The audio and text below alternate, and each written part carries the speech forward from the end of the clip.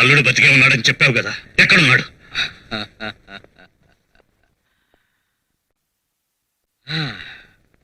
24 గంటల్లో చావటానికి సిద్ధంగా ఉన్నాడు. గోవర్ధన్ ఎక్కడికి పారిపోయాడో నీ భార్యకి తెలుసు కాబట్టి నువ్వు వెళ్ళి ఆమెకు బెయిల్ ఇచ్చి తీసుకురావడానికి వీల్లేదు. ఒకవేళ బయటికి వచ్చినా ఇంట్లోకి రానివ్వకూడదు. బ్రతిమలాడతావో బెదిరిస్తావో చేతులే పట్టుకుంటావో నీ ఇష్టం. గోవర్ధన్ ఎక్కడున్నాడో ఆమె నోటితో చెప్పిస్తేనే నీ అల్లుని నువ్వు ప్రాణాలతో చూడగలుగుతావు. తప్పురా. ఆయన గుండెల్లో అగ్నిపర్వతాలు బద్దలవుతున్నాయి. ఓట్లు అడిగేటప్పుడు తప్ప ప్రాధేయపడే అలవాట్లేని మనిషి పాపం. చూడప్ప, ఇన్నేళ్లుగా మన ఇద్దరి మధ్య ఉన్న అనుబంధం కాదు, అవసరం. నా డబ్బు నీకు కావాలి, నీ పవర్ నాకు కావాలి. This is business, just business. నీ పెళ్ళానికి నిమ్మరసం ఇచ్చినప్పుడు గుర్తుకు రాలేదా ఈ అనుబంధం? నేను సహాయాన్ని సహాయం నేను చేస్తున్నా కదా. ఈ కేసు గోవర్ధన్ మీద పడి వాడు ఉరికమ్మ ఎక్కాలి. మధ్యలో ఏ నాటకం మొదలైనా నీ అల్లుడి జీవిత నాటకానికి తెరపడిపోతుంది. టైం కూడా ఎక్కువగా లేదు, వెంటనే వెళ్ళి ఏర్పాట్లు చేసుకో. డాక్టర్ అమ్మ, నీ కోసానికి నీ పెనిమిటి రాలే, నీ అన్న రాలే, నీ నీడల బతికేటోళ్ళం మేమందరం వచ్చినాం. వారసత్వమే పౌరసత్వంగా మారిన ఈ దేశంలో ఏ వారసత్వం లేని మేమొచ్చినందుకు నువ్వు తలెత్తు బతకాలమ్మా. తలెందుకు దించుకుంటున్నావు? ఆసుపత్రిలో గుడ్లు రొట్లు ఎత్తుకుపోయి వ్యాపారం చేసి సంపాదించిన డబ్బులమ్మా ఇవి. నేను నిడిపించడానికి ఈ డబ్బులు కట్టి చేసిన తప్పును దిద్దుకుంటాను. మా అన్నయ్య నా చేతులకి సంకెళ్ళు వేస్తున్నప్పుడు ఉన్న ఒక్క తోడబుట్టినవాడు నాకు దూరం అయిపోతున్నాడని బాధపడ్డాను. కానీ ఇప్పుడు నా వెనకాల ఇంతమంది తోబుట్టులు ఉన్నారని గర్వపడుతున్నాను.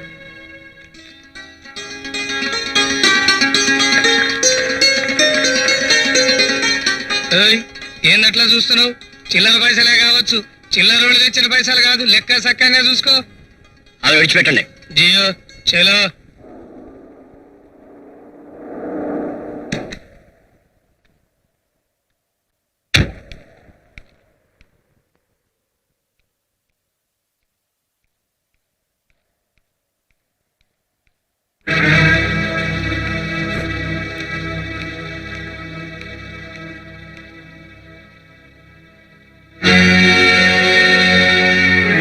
నువ్వు గుమ్మం దాటి లోపలికొస్తే నేను గుమ్మం దాటి బయటికి వెళ్ళిపోతాను. నువ్వు నేరం చేశావా లేదా? గోవర్ధన్ నేరం చేయలేదు. నేను అడుగుతున్నది నువ్వు నేరం చేశావా లేదా అని. గుండెల మీద చేవేసుని చెప్పండి. అల్లుని గోవర్ధన్ హత్య చేశాడని మీరు నమ్ముతున్నారా? నేను అమ్మని అని దానికి ప్రతిరోజు జ్ఞాపకం చేయవలసి వస్తుంది కాబట్టి, ఎదగని వయసులో దాని జీవితం కూలిపోయింది కాబట్టి అది అనాలోచితంగా మాట్లాడడంలో అర్థం ఉందండి. కానీ మీరు ఎదిగిన మనిషిగా మాట్లాడుతున్నాను. నువ్వు తప్పించిన గోవర్ధన్ ఎక్కడ ఉంటాడో నీకే తెలుసు. వాణ్ణి వెంటనే పోలీసులకు పట్టిస్తేనే నీకు ఇంట్లో ఉండే ఆగద్దు ఉంటుంది. లేకపోతే విడాకులు ఇస్తారా అని నన్ను అర్థం చేసుకో. లేకపోతే దాని జీవితం ఇంకా కాలిపోతుంది, మన కుటుంబం నాశనం అయిపోతుంది. పొరపాటు. నిజమైన దోషిని పట్టుకుని ఈ ఇంటి మనుషుల కళ్ళకు కట్టిన పొరలను తప్పించాలనే అతన్ని విడిచిపెట్టాను. విడిచిపెట్టడానికి నువ్వెవరివి? జైల్లో ఉన్న ఉగ్రవాదుల్ని మీ ప్రభుత్వం ఎందుకు విడిచిపెట్టింది? వాళ్ళు మారాలని, జీవన స్రవంతిలో కలిసిపోవాలనేగా. అదే నేను చేశాను. మీ ప్రభుత్వం చేస్తే గొప్ప, మేం చేస్తే తప్ప? అదంతా నాకు అనవసరం. భర్తగా శాసిస్తున్నాను, నేను చెప్పినట్టు చెయ్యి. థ్యాంక్స్. ఇన్నాళ్ళు మీరు 6 కోట్ల మంది ప్రజలకి మంత్రి అనుకున్నాను. కేవలం ఒక్క ఆడదానికి భర్త అని ఈ రోజు నిరూపించుకున్నారు. నేరస్తురాలైన భార్యని ఒక మంత్రిగా ఇంట్లో ఉంచుకోలేదు. గౌరవనీయులైన మంత్రి గారు, ఆఖరిసారిగా ఒక్క మాట అడుగుతున్నాను. మీకు పదవి కావాలా, భార్య కావాలా?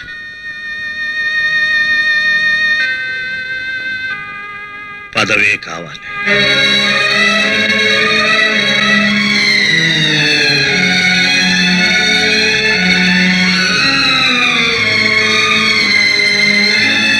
భవాని, నువ్వు ఈ పరిస్థితిని ఎదుర్కొంటావని తెలిసే వచ్చానమ్మా. వెళ్దాం పద. నేరస్తురాలని భార్యని ఇంట్లోంచి వెళ్లగొట్టిన భర్తకు చేతులకు సంకెళ్లు వేసిన అన్నయ్యకి నా దృష్టిలో పెద్ద తేడా లేదు. నీ చేసింది తప్పు కాదని నిరూపించుకున్నాకే పుట్టింట్లోనైనా మెట్టింట్లోనైనా అడుగు పెట్టేది. నా మూలంగానే మీకు ఇంత అన్యాయం జరిగిందమ్మా. నేను వెళ్ళి సరెండర్ అయిపోతాను. లేదు గోవర్ధన్, నేను చేసింది తప్పు కాదన్న నమ్మకంతోనే అయిన వాళ్ళందరినీ వదులుకుని ఇక్కడికి వచ్చాను. నాకు కావాల్సింది నువ్వు లొంగిపోవటం కాదు, నిర్దోషిగా బయటికి రావటం. అసలుకి సంపిన కొడుకు ఎవడో తెలిస్తే బుక్కలు తీస్తాం కదా. అవును, హోటల్లో చౌడప్ప కొడుకుతో పాటు ఆ బాబ్జీ గాడు ఎందుకున్నట్టు? అరే నీ ఆ అమ్మాయి అడగవలసిన ప్రశ్న అడిగింది. హాస్పిటల్ వరకు వాసంతిని తనువుకుంటూ వెళ్ళానని సిద్ధప్పే ఒప్పుకున్నాడు కదా. హాస్పిటల్ లోపలికి వెళ్ళిన తర్వాత ఆఖరిసారిగా వాసంతి కనిపించింది కోటేశ్వరరావు గారి రూమ్ లో కదూ. ఆ కోటేశ్వర గారే చంపిడు.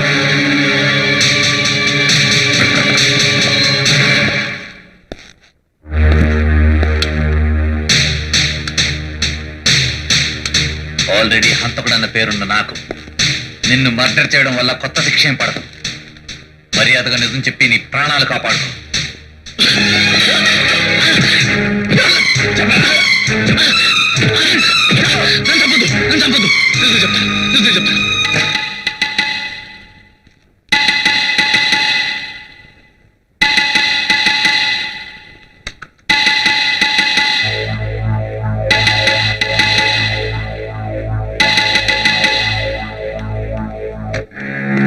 ఇదిగో ఇవే సారా పోసిన saline bottles. Well done, very well done. నా ఉప్పు తిని నాకే ముప్పు తేవాలని చూస్తావురా? లేదు సార్, వీడిని చంపాలంటే ఇది ఒకటే మార్గం అని ఇక్కడ తీసుకొచ్చాను. రైట్, వీడిని కూడా వీడి చెల్లెల దగ్గరికి పంపిద్దాం.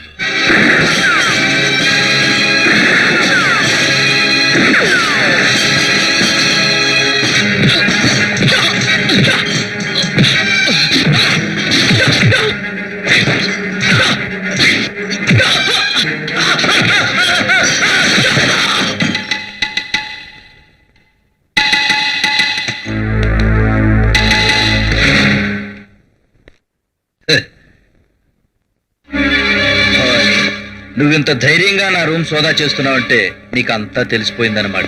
గుడ్. నిన్ను ఆ వాసన దగ్గరికే పంపిస్తాను.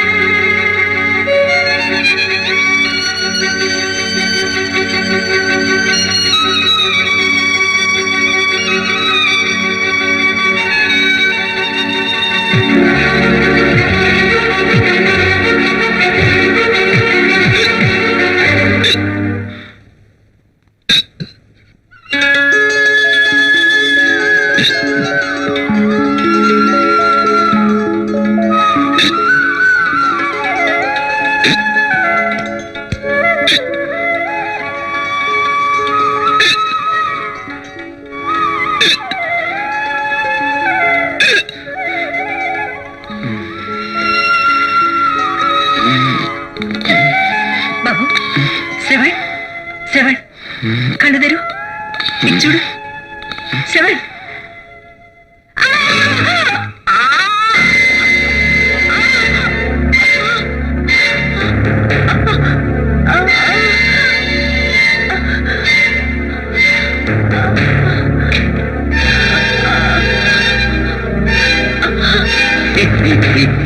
డాక్టర్ భవానీ ఈ రోజుతో నీ చరిత్ర అంతం కాబోతోంది. ఇప్పుడు నీకు అపెండిసైటిస్ అని చెప్పి ఆపరేషన్ చేస్తాను, నిన్ను చంపేస్తాను.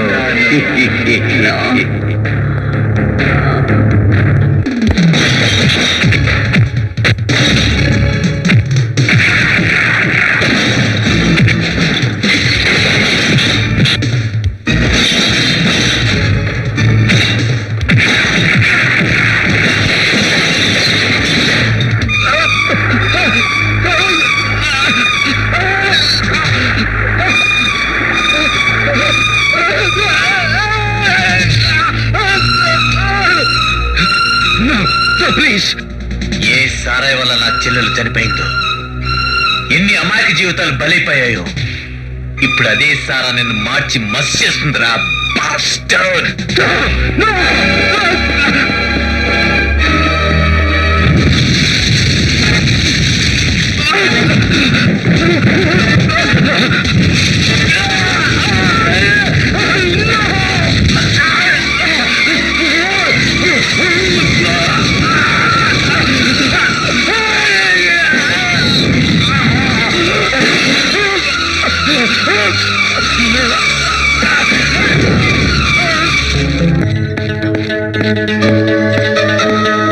అరే ఏం చేసినావు నేను? 24 గంటలు కడుపు నొప్పితో ఇప్పుడే వచ్చారు, వెంటనే ఆపరేషన్ చేయాలి. అవే నువ్వేదో మోసం చేసినావు. ఆపరేషన్ పేరుతో చంపాలని చూస్తున్నావు. నర్మయ్, నేను చంపడమేడు. శ్రీనివాసరావు, వెంటనే ఆపరేషన్ చేయకపోతే ఈవిడ చచ్చిపోతుంది. చూసారా ఈవిడ బాధ తట్టుకోలేక ఎలా విలవిల్లాడిపోతుందో. అవే డ్రామా ఆడుతున్నావు. డాక్టర్స్, వీడికి ఏదో పిచ్చి పెట్టినట్టు, వెంటనే పిచ్చి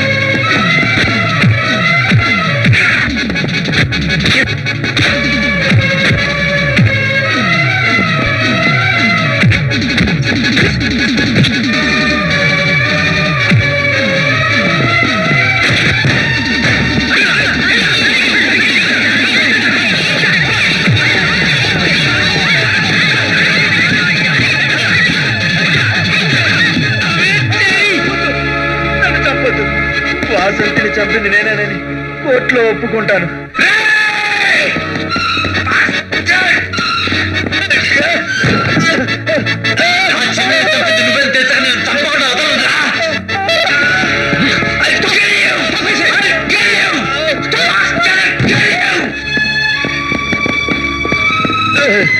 ఈ దేవాలయంలో నీ లెక్క దెయ్యాలున్నా కూడా ఆమె లెక్క దేవతలు ఉండాలి. పట్టు కాలు పట్టు.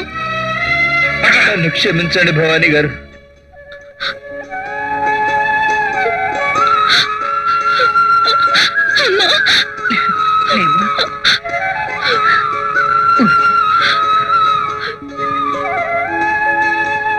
అరే రాజకీయ నాయకులు అసెంబ్లీలో పడిపోవాలి గాని ఆసుపత్రి లోపలికి వస్తే పబ్లిక్ లైఫ్ ఖరాబ్ అవుతుంది సార్. కరెక్ట్. హాస్పిటల్స్ అనేవి ప్రజల ఆరోగ్యం కోసం సృష్టించబడిన పవిత్ర దేవాలయాలు. వాటిల్లోకి రాజకీయాలనే బురదకాలతో ప్రవేశిస్తే ప్రజాస్వామ్యం మనుగడకే ముప్పు. అందుకే నేను రాజకీయాలకు విడాకులిచ్చి